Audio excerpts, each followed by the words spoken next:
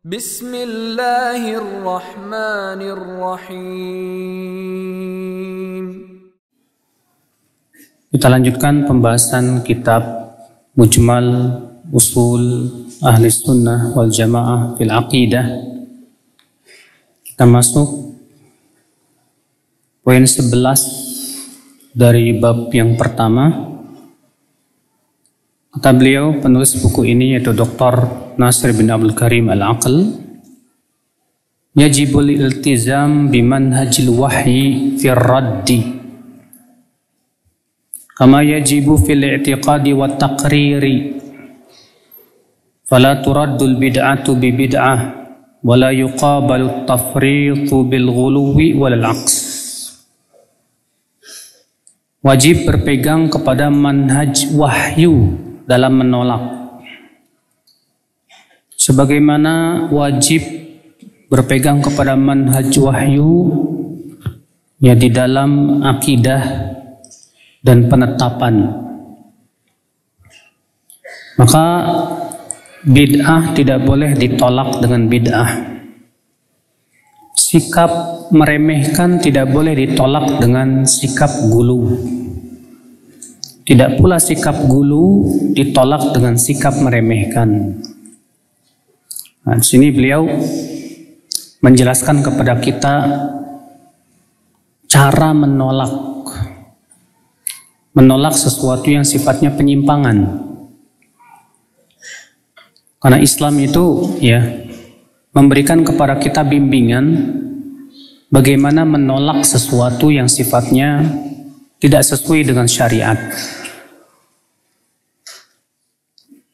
Kalau kita perhatikan, ya, ucapan beliau ini dasarnya banyak dari Al-Quran maupun dari hadis Nabi Sallallahu Alaihi Wasallam. Di antara dalil dari Al-Quran, Allah berfirman dalam surat Al-Furqan, wa ibadur rahmanil ladzina yamshuna 'alal ardi hauna wa idza khatabahumul jahiluna qalu salama. Dan hamba-hamba Allah Ar-Rahman, yaitu orang-orang yang berjalan di muka bumi ini dengan tawadhu. Dan apabila orang-orang jahil mengajak mereka bicara, maka mereka menjawabnya dengan jawaban yang selamat. Lihat, Allah mengatakan di saat ada orang jahil mengajak bicara dengan ucapan-ucapan yang tidak baik, maka Allah mengatakan apa? Mereka menjawabnya dengan jawaban yang selamat, yang lebih baik. Demikian pula Allah Subhanahu wa taala berfirman, wajadilhum billati hi ahsan, dan debatlah mereka dengan yang lebih baik. Di sini Allah Subhanahu wa taala memerintahkan untuk mendebat ahli kitab dengan yang lebih baik, ya, yang lebih ahsan. Dan dalam hadis yang dihasankan oleh Syekh Albani rahimahullah, Rasulullah sallallahu alaihi wasallam bersabda, wa ini mru'un syatamaka aw ayyaraka bi amrin ya'lamuhu fika fala tu'ayyirhu bi amrin ta'lamuhu fihi wa da'wa balahu alaih. Apabila ada orang yang mencaci kamu dengan aib yang ia tahu ada pada dirimu, maka jangan kamu membalas dengan mencaci dia dengan aib yang kamu tahu ada pada dirinya. Biarkan dosanya untuk dia, kata Rasulullah SAW. Lihat, ya, Nabi SAW mengatakan kalau ada orang yang menjelek-jelekan kita dengan aib yang memang ada pada diri kita, maka tidak boleh, dan usahakan jangan membalas dengan cara menjelek-jelekan dia, ya, dengan aib yang ada pada diri dia. Kata Rasulullah, biarkan dosanya untuknya. Arti itu menunjukkan, ya akhul Islam, Islam menganjurkan kita menolak sesuatu dengan cara yang lebih baik. Maka maksiat tidak boleh ditolak dengan maksiat. Kalau ada orang misalnya menggibah kita, Kemudian ada orang yang menyampaikan kepada kita bahwa si fulan itu dia menjelek-jelekan kita. Akhirnya apa? Panas hati kita. Ketika hati kita panas, akhirnya apa yang terjadi? Kita balas dengan menggibah dia. Nah ini ya, sikap seperti ini boleh? Tidak boleh, haram. Ya. Kalau ada orang yang menggibah kita, sikap kita bagaimana? Ya sudah, biarin aja. Karena yang rugi itu dia, bukan kita. Bahkan Al-Hasan Al-Basri pernah dilaporkan kepada beliau, ada orang yang menggibahnya. Maka Al-Hasan Al-Basri mengirimkan kepada orang yang menggibahnya itu 1 keranjang kurma, Pak. Subhanallah, balasan yang luar biasa. Digibah malah dikasih kurma. Orang yang menggibah itu hakikatnya sudah menghadiahkan pahalanya untuk kita. Sudah begitu dia yang berdosa. Maka dari itulah ya akhwan Islam, ya, kalau ada orang yang menggibah, jangan dibalas dengan menggibah lagi. Kalau ada orang yang berzina dengan istri kita, tidak boleh dibalas dengan berzina dengan istri dia. Ya, maksiat tidak boleh dibalas dengan apa? Maksiat. Kalau ada seorang istri misalnya, suaminya berbuat maksiat, tidak boleh maksiat suami itu dibalas dengan maksiat istri kepada suami. Misalnya ada seorang istri melihat suaminya nonton film porno. Ya. Ada seorang istri melihat suaminya ngelihat wanita-wanita telanjang di internet. Akhirnya si istrinya marah. Semenjak itu si istri tidak mau taat lagi sama suami. Kita katakan ini sikap yang salah. Itu namanya membalas maksiat suami dengan maksiat istri kepada suami. Gak boleh. Kalau suami yang berbuat maksiat, dia yang sudah berdosa. Jangan sampai kemudian seorang istri malah berbuat dosa lagi kepada Allah dengan cara memaksiati suaminya tersebut. Maka tidak boleh maksiat dibalas dengan apa? Maksiat. Kalau ada orang membuli kita, jangan kita balas dengan cara membuli dia lagi. Karena itu namanya membalas maksiat dengan maksiat. Haram. Nah, gimana kalau ada orang yang memukul kita, Ustadz? Boleh nggak kita pukul lagi? Iya. Kita katakan boleh asal setara. Boleh asal apa? Setara. Berdasarkan firman Allah, wa jazaa'u sayyi'atin sayyi'atun mithluha. Balasan orang yang berbuat buruk adalah dengan perbuatan buruk yang sama. Ya, sebagaimana telah saya jelaskan di sini ya. Kalau ada orang misalnya mencaci kita, anjing, terus kita jawab kamu juga. Boleh tidak? Boleh. Kalau dengan yang setara. Karena dalam Al-Quran mengatakan, ya, balasan keburukan dengan keburukan yang sama. Selama dia menzalimi kita misalnya, dia mengatakan, kamu dasar lo, kamu anjing misalnya. Kita jawab kamu juga. Boleh. Tapi kalau kita maafkan itu lebih baik. Makanya Allah mengatakan dalam Al-Quran, wa jazaa'u sayyi'atun sayyi'atun mithluha faman 'afa wa aslah fa ajruhu 'ala Allah. Perbuatan buruk dibalas dengan perbuatan buruk yang sama, tapi siapa yang memaafkan dan berbuat baik itu pahalanya di sisi Allah.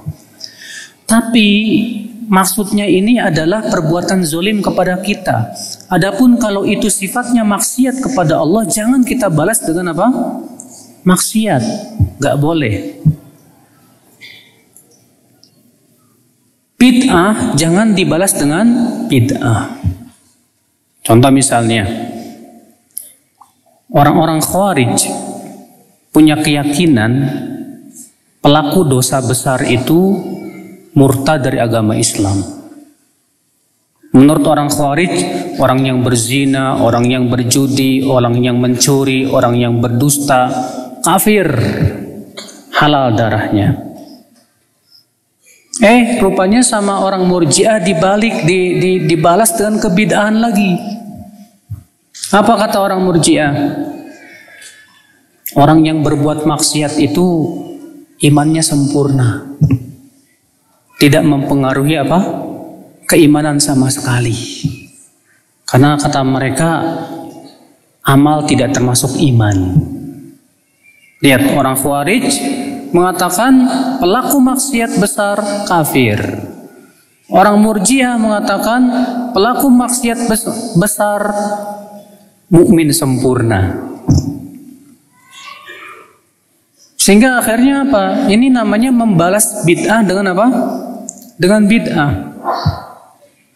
Contoh lagi, orang Mu'tazilah mengatakan akal lebih tinggi dari dalil. Setiap dalil yang bertabrakan dengan akal, maka dalil itu harus ditolak. Dalil itu harus apa? Ditolak. Sehingga menurut mereka akal itu derajatnya lebih tinggi dari dalil. Tibalah sama orang sufi, di mana mereka tidak memfungsikan akal sama sekali. Pokoknya apa kata wali terima aja, nggak usah dipikirin. Sehingga akhirnya tidak memfungsikan akal sama sekali. Yang satu terlalu mendewakan akal, yang satu malah menutup fungsi akal. Ahlussunnah tengah-tengah. Ahlussunnah mengatakan akal itu harus digunakan untuk memahami Al-Quran dan hadis, tapi bukan untuk menentang Al-Quran dan hadis Nabi Sallallahu Alaihi Wasallam. Dalam masalah tadi maksiat besar, Ahlussunnah tengah-tengah. Ahlussunnah mengatakan pelaku maksiat, imannya berkurang, tidak bisa ia disebut sebagai mukmin yang sempurna. Tapi dia tidak kafir, tidak murtad dari agama Islam, tengah-tengah. Maka dari itu kebid'ahan tidak boleh dibalas dengan bid'ah lagi. Bid'ah itu harus dibalas dengan sunnah. Bid'ah harus dibalas dengan apa? Dengan sunnah. Atau misalnya kebalikan, maksiat dibantah atau ditolak dengan bid'ah.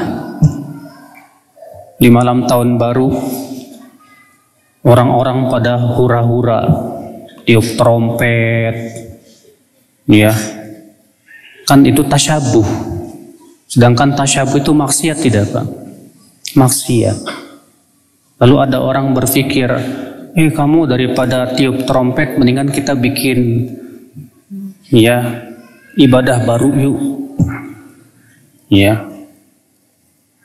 Akhirnya bikin ibadah baru Pak, yang nggak pernah disyariatkan oleh Rasulullah SAW. Tidak boleh seperti itu. Maka dari itu maksiat tidak boleh itu ditolak dengan cara bid'ah. Bid'ah juga tidak boleh ditolak dengan cara maksiat. Bid'ah juga tidak boleh ditolak dengan cara bid'ah lagi. Syirik tidak boleh ditolak dengan cara syirik. Misalnya, kamu punya kerabat diguna-guna sama orang. Akhirnya kamu bawa kerabat kamu ke dukun untuk melawan guna-gunanya itu. Ini namanya menolak sihir dengan sihir. Haram dalam Islam, nggak boleh. Nah, saudara-saudaraku sekalian, demikian yang diajarkan oleh Allah dan Rasulnya dalam tata cara menolak. Maka kata beliau, fala yuqabalul bid'atu bil bid'ah. Maka tidak boleh, fala turaddul bid'atu bil bid'atin. Tidak boleh bid'ah ditolak dengan bid'ah. Dan tidak boleh sikap gulu ditolak dengan sikap meremehkan. Apa itu gulu, Pak? Gulu itu artinya berlebih-lebihan. Dan gulu itu bisa membinasakan. Rasulullah SAW bersabda, "Iyyakum wal ghulu, fa innal ghuluwa ahlaka man kana qablakum," kata Rasulullah. Jauhi oleh kamu sikap gulu, karena gulu itu bisa membinasakan orang-orang sebelum kamu. Jangan sampai gulu, Pak. Gulu itu ada dua makna. Makna yang pertama, melakukan ibadah melebihi batasan-batasan syariat. Yang kedua, melakukan ibadah melebihi kemampuan badan kita. Contoh misalnya, kamu sholat tahajud, sebetulnya cuma mampu 1 jam, dipaksain sampai 4 jam tahajudnya, jam 12 sampai jam 4. Iya, besok-besok apa yang terjadi, Pak? Kapok. Biasanya begitu. Atau misalnya ada orang yang mau maksain diri, saya mau semalam ini saya mau tahajud, tidak tidur sama sekali. Masya Allah. Rasulullah SAW disebutkan dalam hadis riwayat Muslim, beliau pernah masuk ke masjid. Lalu Rasulullah SAW menemukan ada tambang atau tali yang terikat di antara 2 tiang. Lalu Rasulullah SAW bertanya, ini tali siapa? Kata para sahabat, ini tali Maimunah ya Rasulullah. Ia kalau sholat tahajud terus sudah capek, dia sholat sambil bergelantungan di tali itu. Apa kata Rasulullah? Mah, hullu, buka tali ini. Liyusalli ahadukum ala nasyati, kata Rasulullah. Hendaklah seseorang dari kalian sholat dalam keadaan dia semangat. Dalam riwayat Bukhari dan Muslim, suatu ketika Rasulullah SAW pernah masuk ke rumah Aisyah. Ketika Rasulullah SAW masuk, keluar seorang wanita, terlihat wajahnya sayu. Lalu kemudian Rasul bersabda kepada Aisyah, siapa dia hai Aisyah? Kata Aisyah, hai Rasulullah, dia itu wanita ahli ibadah. Di saat malam ia tidak tidur khusus tahajud. Di waktu siang dia selalu berpuasa setiap hari. Bayangkan, malamnya tahajud semalam suntuk, siangnya berpuasa. Apa kata Rasulullah? Mah, alaikum bima tutiqun. Tidak boleh seperti itu, kata Rasulullah. Hendaklah kamu melakukan ibadah sesuai dengan kemampuan kamu. Gak boleh berlebihan. Ini namanya sikap gulu. Maka jangan kita bersikap gulu, saudaraku. Dan sikap gulu itu dalam segala macam permasalahan gak boleh. Dalam ibadah misalnya, terlalu memporsir melebihi kemampuan kita, sehingga berakibat akhirnya biasanya kalau orang yang gulu itu, Pak, akibatnya biasanya cepat futur. Ya, di antara perkara yang membuat seseorang itu cepat futur biasanya gulu dia di dalam melaksanakan ibadah, akhirnya futur. Maka dari itulah ya akhwat Islam, azani Allah wa iyyakum, Allah Subhanahu wa taala juga melarang kita gulu dalam makan. Allah berfirman, wa kulu washrabu wa la tusrifu innahu la yuhibbul musrifin. Makan dan minumlah dan jangan berlebih-lebihan, kata Allah. Sesungguhnya Allah tidak mencintai orang-orang yang berlebih-lebihan. Tuh. Ibnu Qayyim menyebutkan ada 4 racun hati. Dan ternyata 4 racun hati ini akibat berlebih-lebihan. Apa yang pertama? Yang pertama, terlalu berlebihan dalam makan. Itu bisa meracuni hati. Ya. Orang kalau terlalu banyak makan, Pak, badannya gemuk, berat, syahwatnya apa? Kuat. Akhirnya apa? Ibadahnya lemah. Iya. Akhirnya meracuni hati. Yang kedua, terlalu berlebihan dalam bergaul. Tiap hari kerjaannya gaul sana, gaul sini, ya. Jadwal hari ini ke rumah teman ini, jadwal hari ini ke sini. Akhirnya tiap hari, emang kita nggak boleh gaul? Boleh gaul, tapi jangan terlalu berlebihan. Karena yafudulul mukhalatah, terlalu berlebihan di dalam bergaul pun juga sering kali meracuni hati kita ya. Iya. Ada lagi apa kata Ibnu Qayyim? Di antara racun hati fudulun nazar, berlebihan dalam melihat. Semua dilihatin, yang nggak boleh dilihat, dilihat juga. Yang tidak perlu dilihat, dilihat juga. Matanya jelalatan sana sini. Kerjaannya cuma ngeliatin mobil, ada di jalan, mejeng. Ini bisa apa? Merusak hati, kata Ibnu Qayyim. Iya. Nah, sikap yang berlebih-lebihan ini akal Islam dalam Islam tidak boleh. Tapi sikap gulu tidak boleh dibalas dengan sikap apa? Tafrid. Apa itu sikap tafrid? Yaitu terlalu meremehkan. Ya, terlalu meremehkan. Ada orang yang meremehkan ibadah sehingga akhirnya yang sunnah-sunnah ya dianggap remeh yang sunnah-sunnah itu. Bahkan yang musibahnya lagi, sholat wajib pun dianggap remeh sama dia. Akhirnya dia sholatnya itu diundur-undur. Sebagaimana disebutkan dalam hadis Nabi Shallallahu Alaihi Wasallam, tilka sholatul munafik, itu sholatnya orang munafik kata Rasulullah. Yajlisu yarkubus syams, dia sengaja menunggu-nunggu matahari sampai menguning, baru kemudian sholat cepat-cepat seperti burung yang mematuk. Kata Rasulullah itu sholatnya orang munafik seperti itu. Kenapa? Meremehkan. Seorang mukmin itu Pak tidak boleh meremehkan ibadah sekecil apapun. Seorang mukmin itu tidak boleh meremehkan syariat sekecil apapun. Kamu itu masalah jenggot aja direbutkan, ya. Itu kan masalah parsial. Ya akhi, Rasulullah berjenggot nggak? Para sahabat berjenggot nggak? Para nabi seluruhnya berjenggot. Masa sih kamu mau menganggap remeh masalah jenggot? Itu kan syariat dari Allah Subhanahu wa taala. Ya, jangan meremehkan syariat Allah sekecil apapun juga, Pak. Sikap meremehkan tuh sikap yang sangat disukai oleh syaitan. Sebagaimana disebutkan dalam hadis dari dikeluarkan Imam Ahmad, Rasulullah sallallahu alaihi wasallam bersabda, "Inna syaitan qad aisa an yu'bad bi ardikum hadhihi, walakin radiya lakum mimma tahqiruna min a'malikum." Setan, kata Rasulullah, sudah merasa putus asa untuk disembah di negeri kalian ini.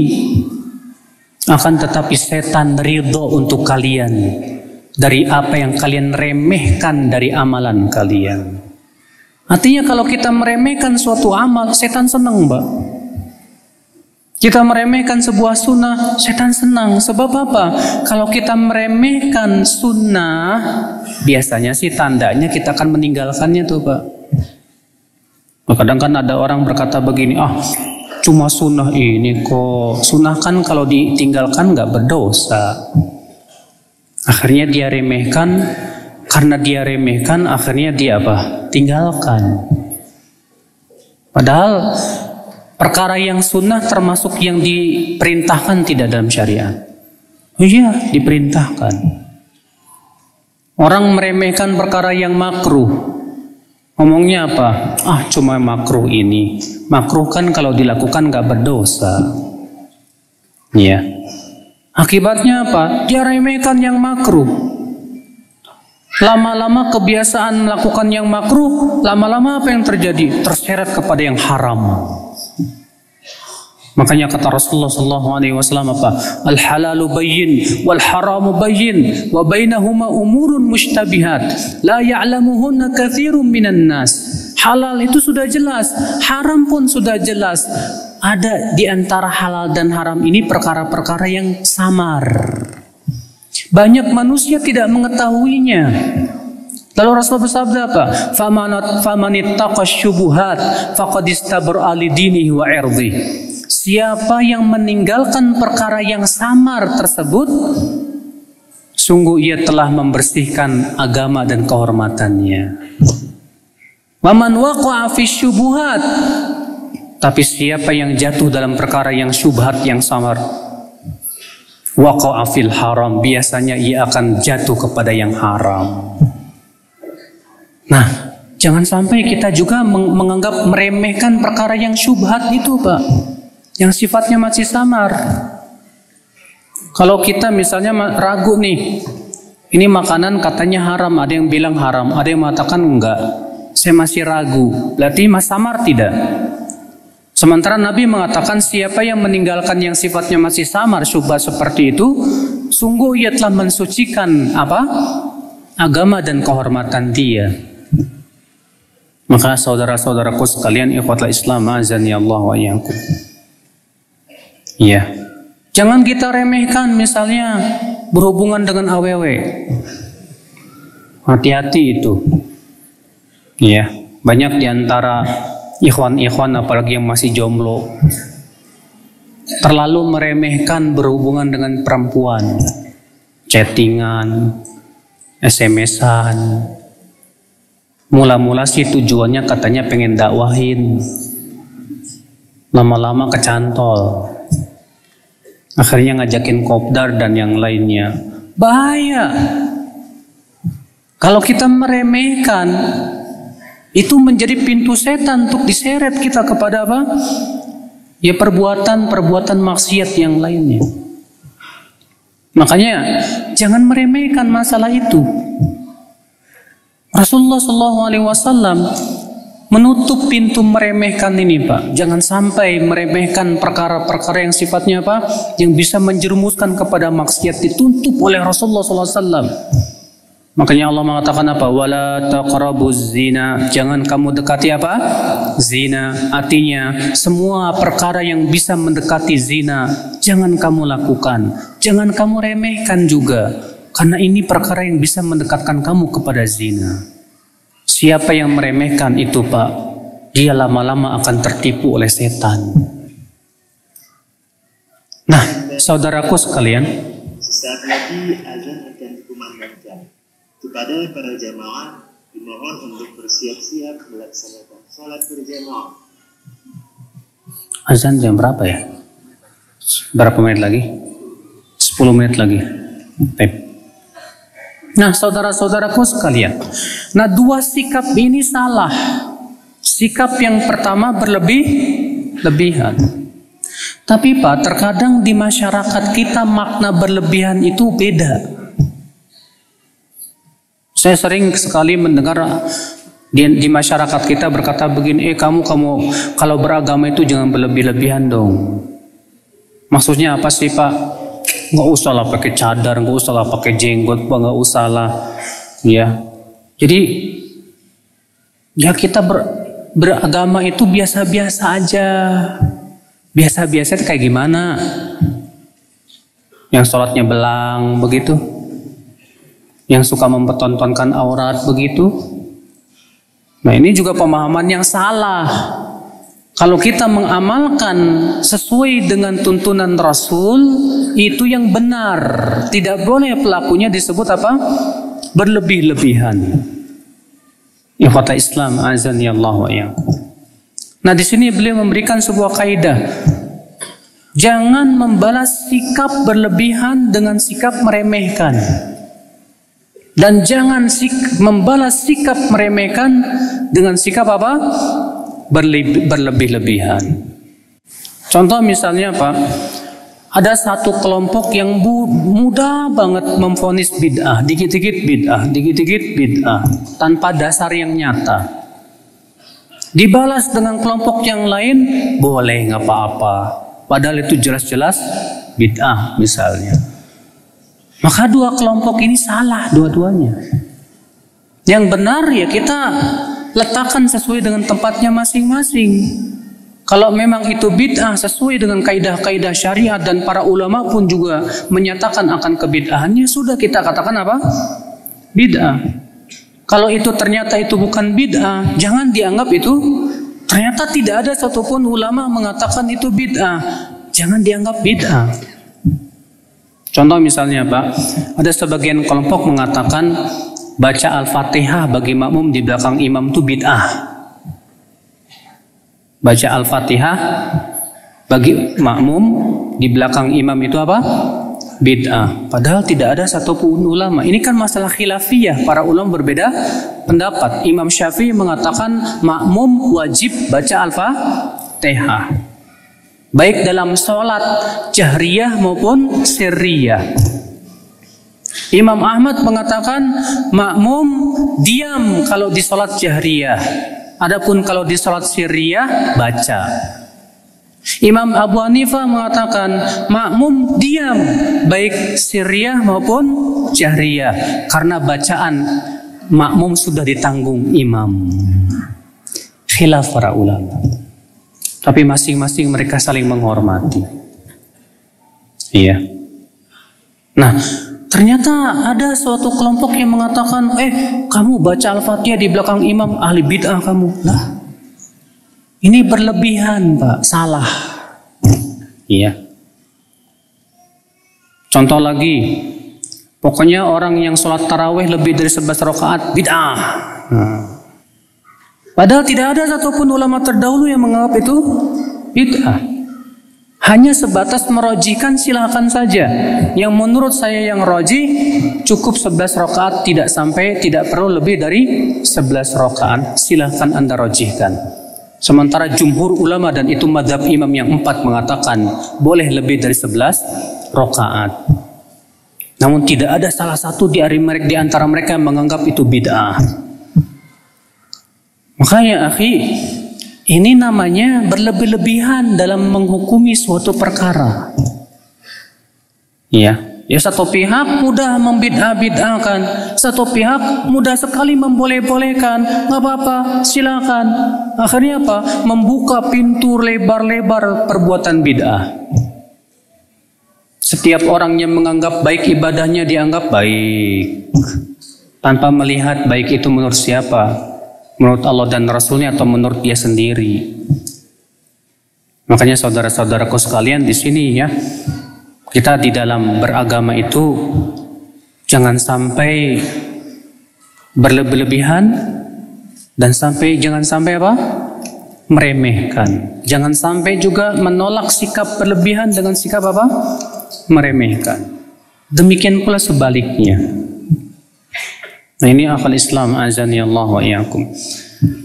Karena sudah mendekat Isya, kita cukupkan dulu. Wabillahi taufik. Assalamualaikum warahmatullahi wabarakatuh.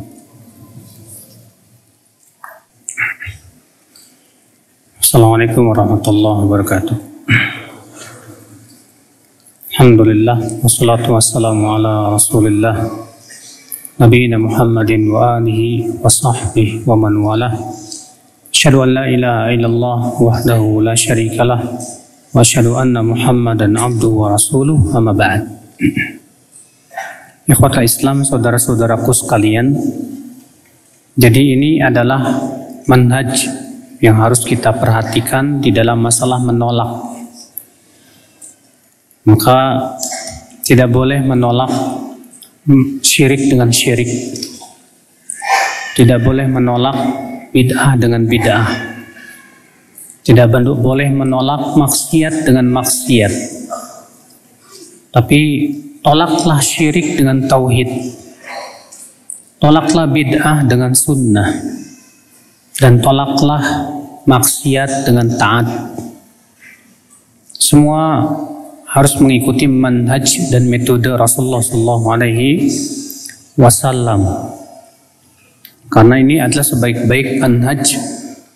Semua harus berdasarkan dalil dari Al-Quran, dari hadis-hadis Nabi SAW, dan apa yang dipahami oleh salaful ummah dari kalangan sahabat, tabi'in, demikian pula tabi'ut tabi'in. Oleh karena itulah, Ahlus Sunnah tengah-tengah, sebagaimana Islam tengah-tengah di antara Yahudi dan Nasrani. Yahudi meremehkan Nabi Isa dengan mengatakan bahwa Nabi Isa itu anak zina. Nasrani berlebih-lebihan dengan mengatakan Nabi Isa itu anak Allah. Umat Islam tengah-tengah mengatakan Nabi Isa itu hamba Allah dan Rasulnya. Maka jangan sampai kita seperti orang Yahudi dan Nasrani. Yahudi meremehkan Nabi Isa, Nasrani membalas sikap Yahudi dengan cara berlebih-lebihan terhadap Nabi Isa alaihissalam. Maka kita pun tidak boleh sebagai Ahlus Sunnah wal Jamaah yang berpegang kepada sunnah Nabi SAW. Ya, sebagian orang sufi berlebihan terhadap Rasulullah sampai-sampai mensifati Rasulullah dengan sifat-sifat ketuhanan. Ya, di antara mereka ada yang berkata mengenai Rasulullah, "Inna min judika dunya wa dharratiha wa min ulumika ilmul lauhi wal qalami." Di antara kedermawanan Nabi Muhammad dunia dan seisinya, dan di antara ilmunya Nabi Muhammad itu ilmu lauhul mahfud dan qalam. Bayangkan, dia mengatakan Rasulullah tahu yang gaib, padahal dalam Al-Quran tegas Allah menyatakan bahwa Rasulullah tidak tahu yang gaib. Sebaliknya, orang yang meremehkan Nabi Muhammad SAW itu orang-orang Mu'tazilah yang menolak hadis, mengatakan bahwa hadis itu bukan dalil, bukan hujah. Ini yang disebut dengan ingkarus sunnah. Ahlus Sunnah wal Jamaah tengah-tengah itu semuanya. Kita tidak gulu berlebihan. Kita juga tidak bersikap tafrid meremehkan. Maka itu adalah sebaik-baik metode. Ya, Allahu a'lam.